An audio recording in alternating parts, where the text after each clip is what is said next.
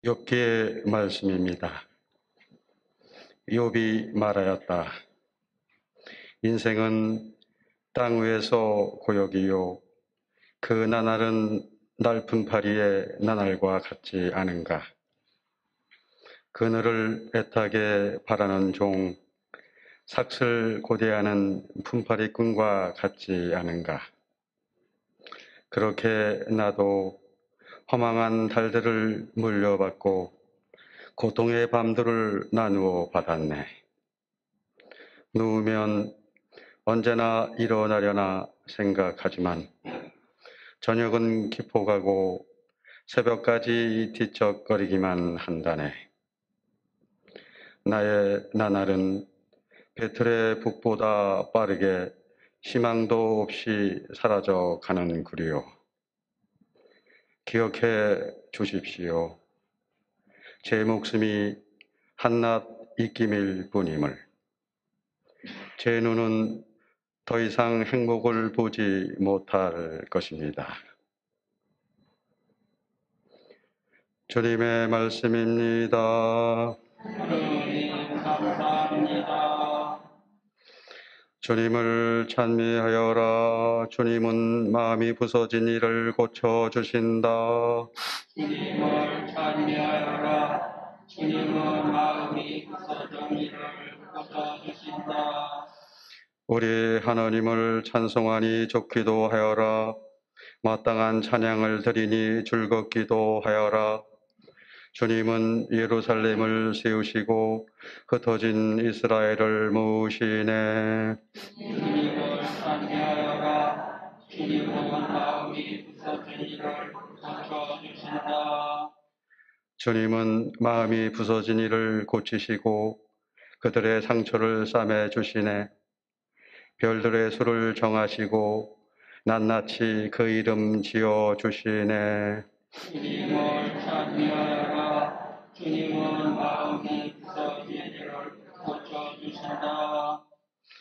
우리 주님은 위대하시고 권능이 넘치시네.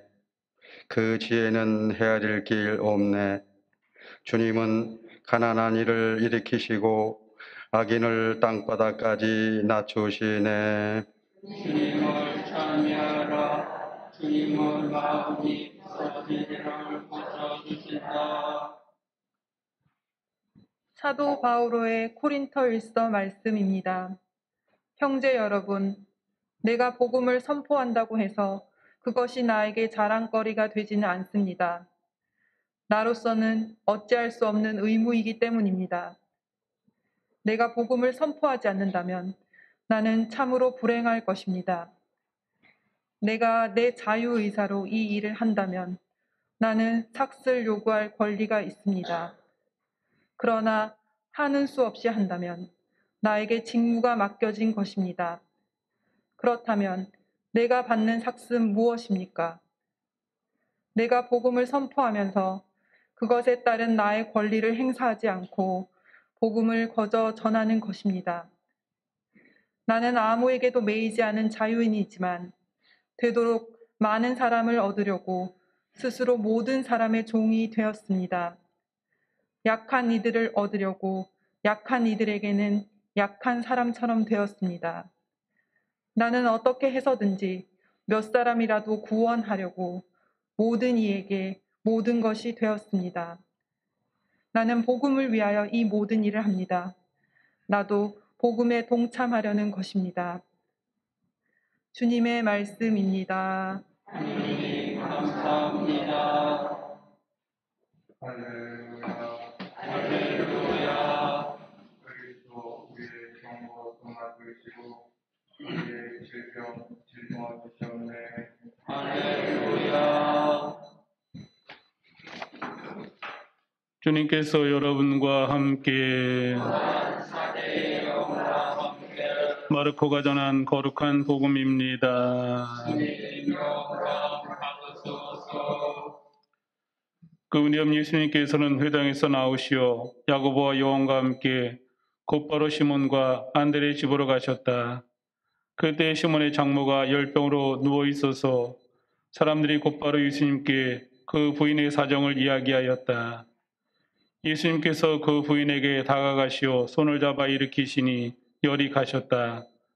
그러자 부인은 그들의 시중을 들었다. 저녁이 되고 해가 지자 사람들이 병든 이들과 마귀 들린 이들을 모두 예수님께 데려왔다.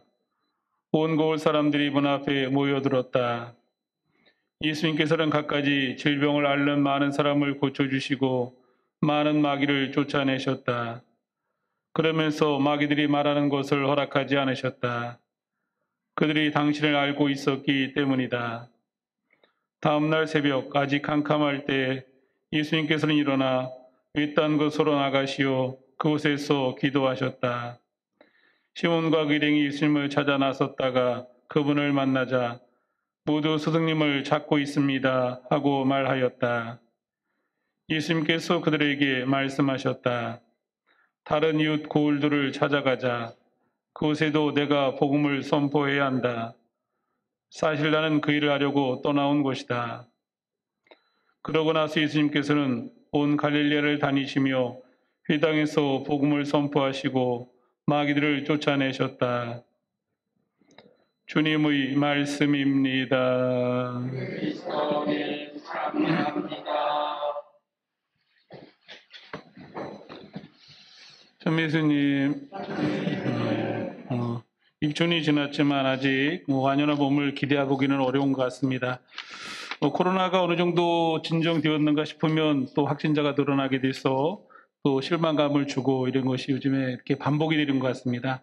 그래서 언제 좀 자유롭게 이렇게 생활할 수 있을까 하는 생각을 해보는데 쉽지는 않은 것 같습니다. 근데 어떤 면에서 보면 뭐 흔히 미국이나 그 유럽 쪽보다는 우리가 편하다고 얘기는 합니다. 거기는 뭐 이동 금지를 시키고 있다고 이렇게 하는데 저희는 자유롭게 그래도 다니고 있잖아요. 아무튼 그런 면에서 괜찮지만 뭐 요즘에 그 코로나로 인해서 어려움, 뭐 생활에 대한 어려움을 겪고 있는 사람들이 많다 보니까 그런 면 때문에 좀 어려운 것 같습니다. 아무튼 서로 협조하고 또 빨리 종식될 수 있도록 나름대로 역할들을 해야 되지 않을까 하는 데 있습니다.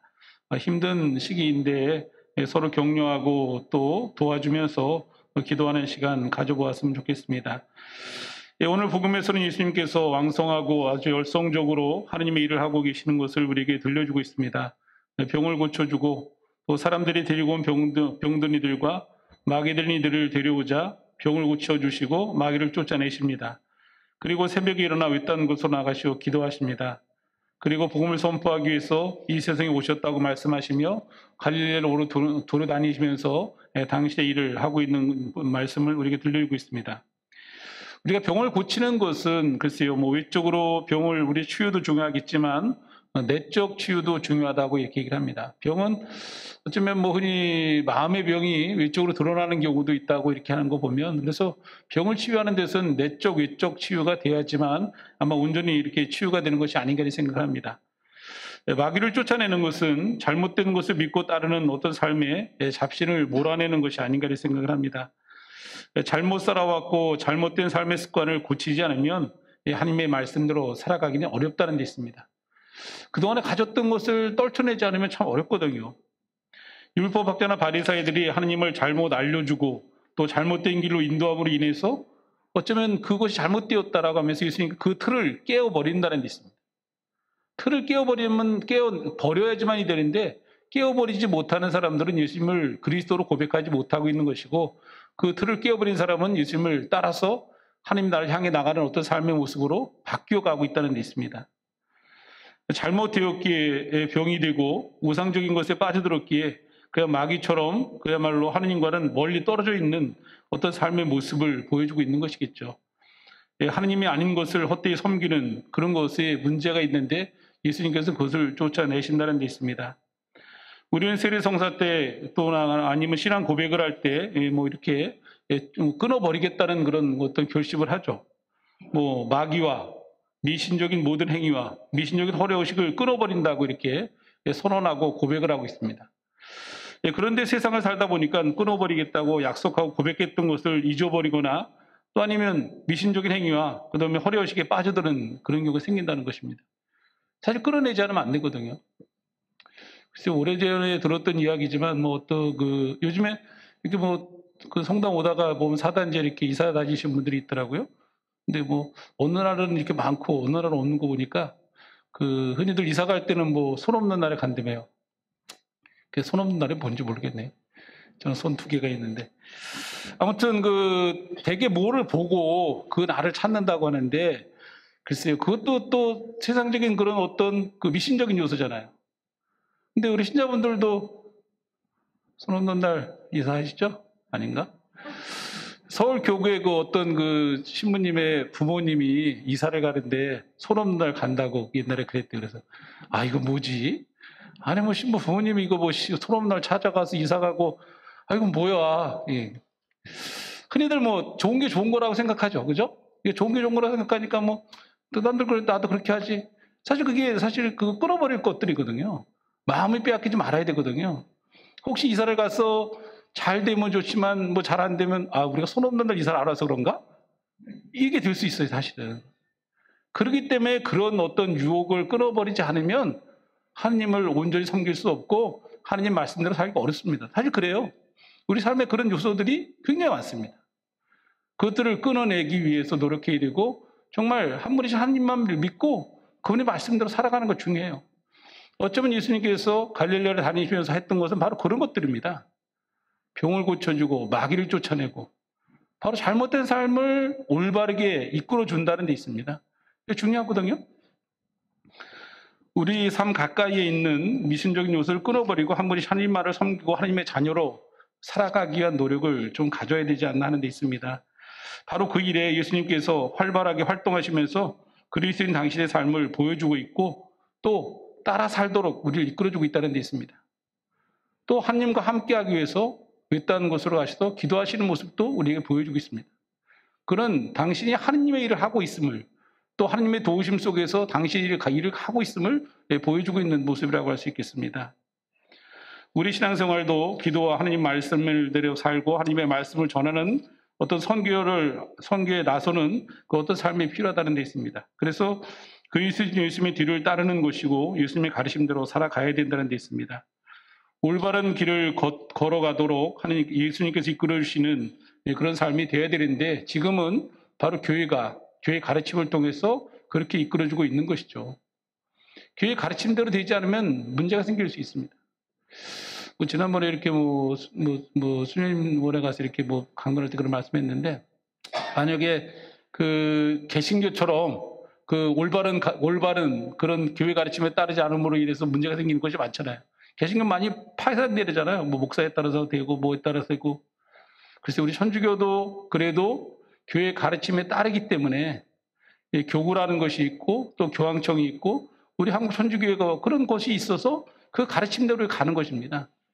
만약 그 가르침대로 따르지 않는다면 어떨까요? 요새 매스컴에 잘 나오고 또 이렇게 굉장히 유명해지는 아마 황창현도 생길 것 같고 누구누구 교도 생길 것 같고 그럴 수 있잖아요. 그러지 않는 것은 바로 교회 가르침이 있기 때문에 그렇습니다. 그래서 우리가 끊임없이 올바른 가르침 속에서 올바른 길을 걷고 올바른 신앙생활을 통해서 하나님 나라를 향해서 가야 된다는 데 있습니다. 그 세상적인 그런 유혹을 끊어버릴 때 가능할 수 있지 않을까. 예수님께서는 바로 병을 고쳐주고 마귀를 쫓아내면서 하나님을 올바로 알려주고 있고 하나님의 힘으로 당신 일을 하고 있음을 분명히 보여주고 있습니다. 우리도 그런 신앙생활을 되실 수 있도록 잘 이끌어가야 될 것 같습니다. 우리도 예수님을 본받아서 기도와 하나님의 말씀을 전하는 데 앞장설 것을 이렇게 늘 다짐하고 살아가야 되지 않을까. 그런 삶을 살겠다는 결심하면서 우리 미사 봉헌했으면 좋겠습니다. 네, 감사합니다.